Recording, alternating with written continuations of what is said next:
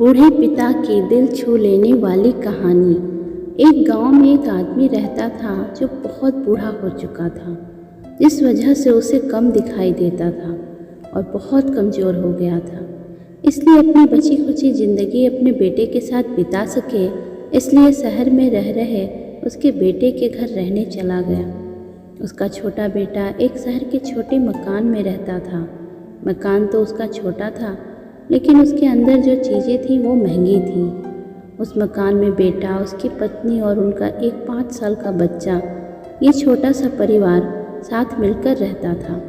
बूढ़े पिता के आने से उनके परिवार का एक सदस्य और बढ़ गया। ये पूरा परिवार रोज़ सुबह शाम डाइनिंग टेबल पर साथ में खाना खाया करता। बूढ़ा पिता अपनी कमजोरी के चलते हमेशा खाने की चीज़ें नीचे गिराता रहता और कई बार कांच के बर्तन भी टूट जाया करते थे। कुछ दिनों तक बहू और बेटे ने ये सब सहन किया, लेकिन बाद में वे दोनों बूढ़े की ऐसी हरकतों से चिढ़ने लगे। एक दिन बेटे ने कहा कि ऐसा कब तक चलेगा, हमें कुछ करना पड़ेगा। उसकी पत्नी भी इस बात से सहमत हुई।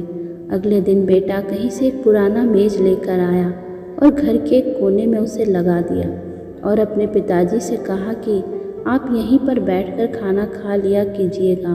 उन्होंने एक लकड़ी का बर्तन भी बनवाया, जिसमें वे अपने बूढ़े बाप को खाना देने लगे। अपने कांच के कीमती बर्तन बचाने के लिए अपने बूढ़े बाप को लकड़ी का बर्तन देने में उन्हें जरा भी शर्म नहीं आई। अब खाने का समय जब जब होता तो बूढ़ा एक कोने में बैठकर खाता और बाकी का परिवार डाइनिंग टेबल पर खाना खाया करता। डाइनिंग टेबल पर बैठे बैठे दोनों पति पत्नी कभी कभी अपने बूढ़े बाप की तरफ देख लिया करते। बूढ़े बाप की आंखों में उन्हें आंसू भी नजर आते, मगर उन पर जैसे कोई असर ही नहीं होता। बूढ़े का पोता भी यह नज़ारा हमेशा देखता और वह अपने में ही खोया रहता। एक दिन जब पति पत्नी डाइनिंग टेबल पर बैठकर खाना खा रहे थे, तब उनका बच्चा ज़मीन पर बैठकर कुछ कर रहा था।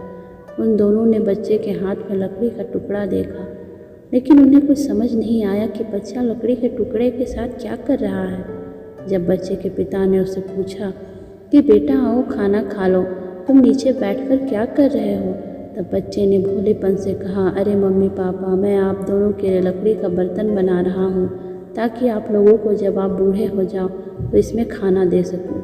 अपने नादान बेटे द्वारा दी गई यह सहज बात दोनों के दिल में तीर की तरह उतर गई। दोनों एक दूसरे का चेहरा निहारने लगे। बिना कुछ कहे ही दोनों की आंखों में पानी आ गया और उन्हें अपने भविष्य की किताब अपनी आंखों के सामने खुलती हुई नजर आई।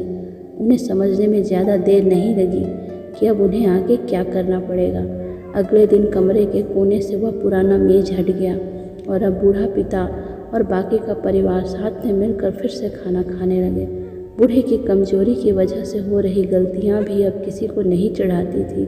दोस्तों, यह कहानी हमें बताती है, हर वह पत्ता जो आज हरा है वो कल सूखेगा और डाली से नीचे भी गिरेगा। इसलिए हमें अपने बड़े बूढ़ों का हमेशा ख्याल रखना चाहिए और हमें हमारे माता पिता और बुजुर्गों के साथ वैसा ही व्यवहार करना चाहिए जैसा हम चाहते हैं कि हमारे बूढ़े होने के बाद हमारे बच्चे हमारे साथ करें।